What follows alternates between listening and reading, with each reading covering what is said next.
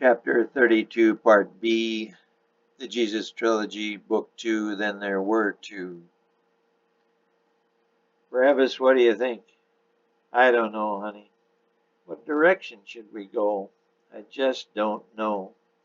Well, how about if we discuss it a bit? You know, conversation between great minds sometimes leads to an increase in perception. Dorian raised up on her elbows and gave Barabbas the pouty look that always mesmerized him from the first day he met her. How could God create such a wonderful creature? No, how could God create such a wonderful woman? He thought. He had often pondered how Adam, who had absolutely everything but must have been beyond loneliness, must have felt when he woke one evening to find a creature more beautiful than Adam could have ever imagined, kissing him with sweetness beyond that of the most luscious apple he had ever tasted.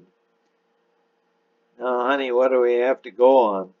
Barabbas began reiterating the remaining members of 6 Points. There was himself, Dorian, who was sworn in last week, Roe, and old Uz.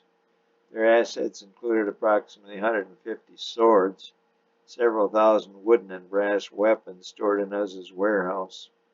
There were several hundred friends of 6 Points who could be mobilized by Barabbas' father Abel, but Barabbas wasn't certain if he could mobilize these people to action. He was not his father, but he did have his father's genes, as Dorian had reminded him. He was not sure they could revive 6 Points, but he was certain it needed to be done. He had his father's job, and Dorian did well as an instructor in an upscale Capernaum health club. He loved it that she always kept herself in perfect shape, but he had the fear of her losing her figure if a baby came. He would cross that bridge when he came to it. He would treat that hurdle as he did any other. Just keep your eyes focused on the road and your feet marching straight ahead. That was his approach. What's our objective, Barabbas? What do we really want? We want each other and someone to carry on when we are gone. She put her finger to his lips, hushing him. We may have just made that little boy, she whispered. Sure was fun. He kissed her softly on the lips. She pushed him back. Oh, really, what are we doing? What is our goal for this organization? It hasn't changed. It's the same always. We are to take back our land from Rome. We are to secure it, govern as we see fit, and preserve our rights. What are those rights, Barabbas? We as humans have the right to be free, to live as we wish, to be free from fear, and to be happy. We are happy, she said, kissing him again. I know, baby, but how long will it last? Barabbas. No, we are in love always, but as a Roman soldier, one could come in here any second, take all that away from us, no questions asked. That's what I want, not only freedom, but secure freedom. Could be dangerous. We're the only 4 people against millions of Roman soldiers. I know, but someone must do it, and I believe we have been chosen. The chosen, she said. I like that.